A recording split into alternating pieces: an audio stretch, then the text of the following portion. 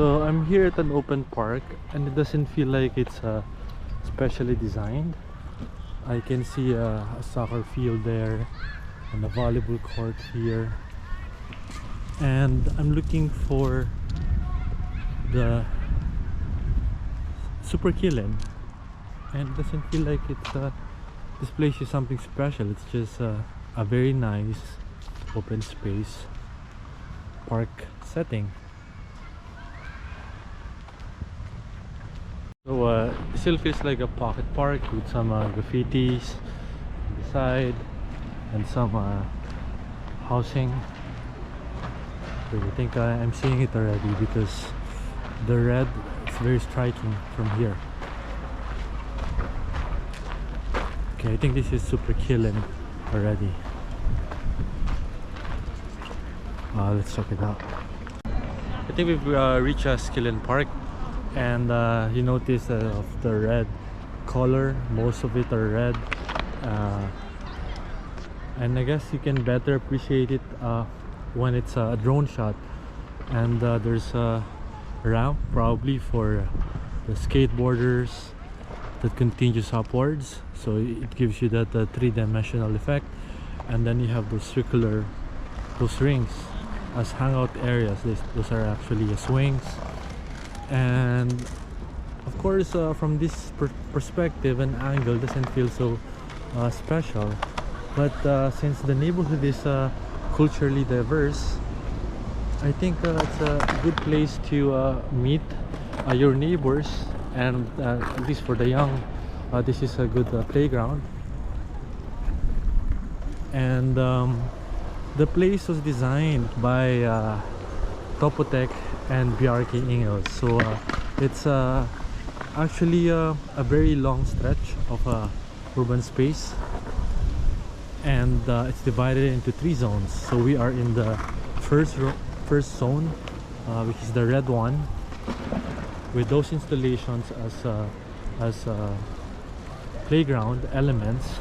And what's interesting is that the concept of the place is that since it is culturally diverse, it will have elements of the different urban places. It will have elements of, let's say, the exercise areas at the Muscle Beach in LA. I don't know where I can find it. And then you have the cherry blossoms, I think. That refers to the Japanese urban parks. Very simple concept and yet thoughtful. And I wonder what that line is for. Oh, it's a sale. I guess it's a multi-salen, it says. So you notice that some of the open areas is just basically remaining space of that building. And we have the car park, and then a bike lane, and then this area is just painted red. You cannot see the red anymore on the floor, but the idea is that the red goes up to create a three-dimensional effect. So like I mentioned, the area is divided into 3 zones. We are at the red zone, and we are approaching the black zone, which is visually striking. I don't know if you can see it now. It's visually striking because of the lines on the floor. And again, this is better appreciated when it's an aerial shot. So but somehow you can see the floor patterns. So a very interesting design. It's a form of a landscape architecture. So you see a lot of people coming here for an Instagram shot, and I don't know where that come from, and I'm sure this is very Moorish. And then very interesting, I can't say benches, but probably a stool. So very individual. And then you have I think this is something that you will find in Turkey, if I'm not mistaken. So again, integration of different cultures, and I'm sure the skateboarders will like that spot. And you can see people taking shots of the mound with the line work, and it feels like you're on a racetrack because of the lines. Architecturally, it's somehow represents topography. The lines represent topography, and each line represents a different height, but in this case just a pattern. Of course it is visually dynamic that merges into a natural mound. Well, I wouldn't call it natural, but you know, a mound with grass, and it continues to the third zone, which is the green one. And I think the residents just wanted a lot of communal areas, gathering areas. That's why this is the simplistic, because it's just made of playful mounds. So I'm not sure if we're allowed to climb the mound, and yet we are doing that. That's a very interesting building. So you have different installations, such as this pavilion, and then you have the, I don't know what you call it, it's the one that's used by gymnasts. So those arches where the rings are attached, and you can use it for exercise maybe. So it's not visually striking, but I guess for the residents it's very functional and useful, as they can enjoy this space to themselves. And so we have bright colored benches, I'm sure from somewhere, and then we have a red and white roofing, and this is what I was talking about. It's like a monkey something. And the dominant thing here is the bike lane, definitely, and construction site, and the playground again. So it doesn't have a clear-cut program, except that probably it has some different point of interest, punctuating the different distances of the park.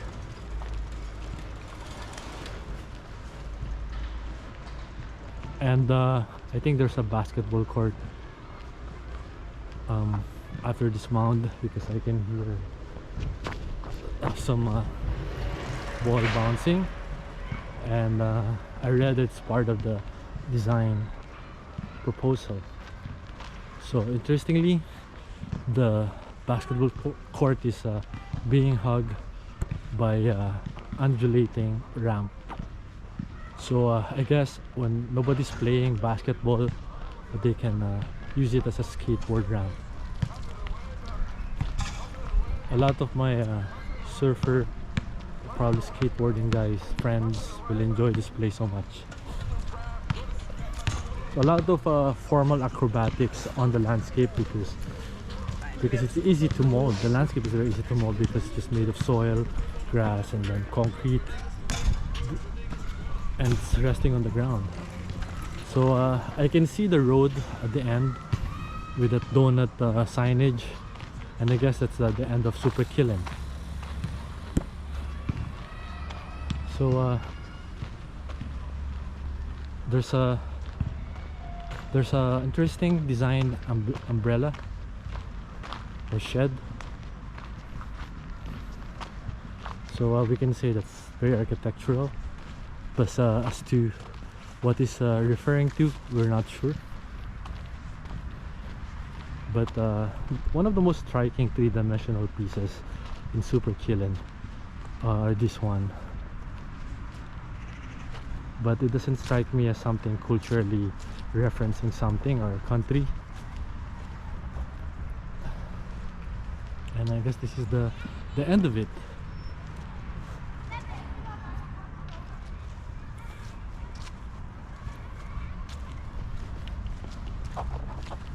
So we have benches with stripes,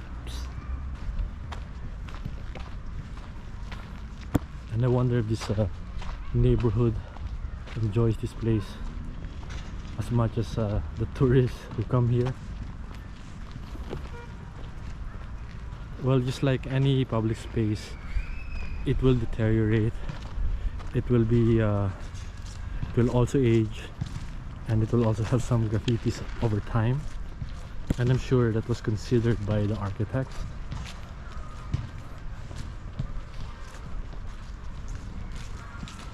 But even though it's dirty or already ruined by graffiti, you know the design intent is very clear with that bowl kind of form.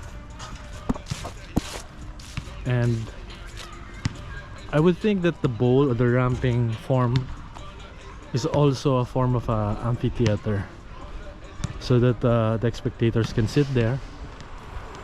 Maybe not too comfortable because you can slide down. And then you have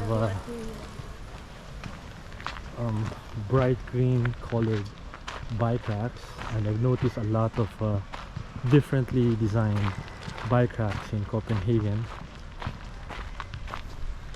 So we go through this mound, and I can see the playground.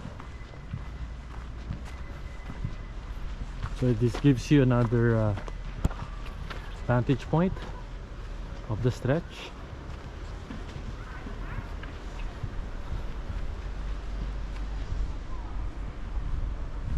So definitely the swing has a very tall it's very tall.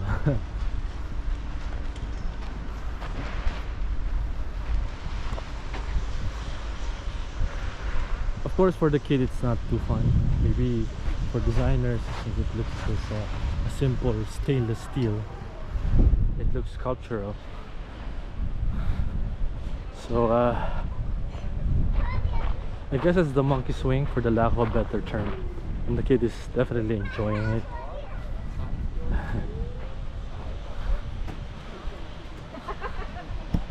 And then the cyan benches.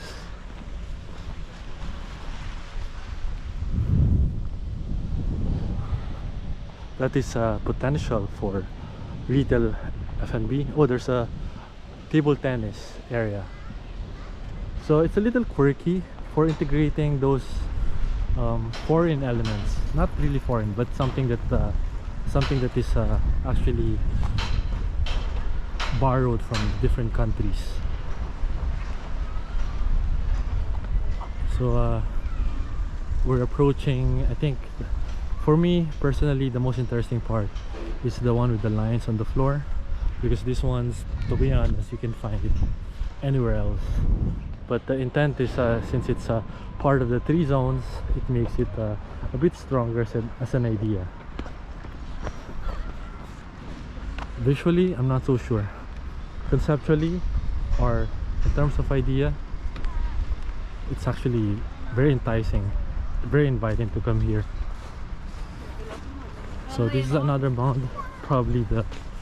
Oh yeah, I remember that this is the mound, half of the mound of the black zone. So I guess this is the transition area, and you can see the profile of the black zone made of concrete. So I'm sure people come here to take photos for the Instagram and enjoy the view of the line patterns of the ground. So I guess we end our video here. Mama! So that's the other side. So thank you for watching.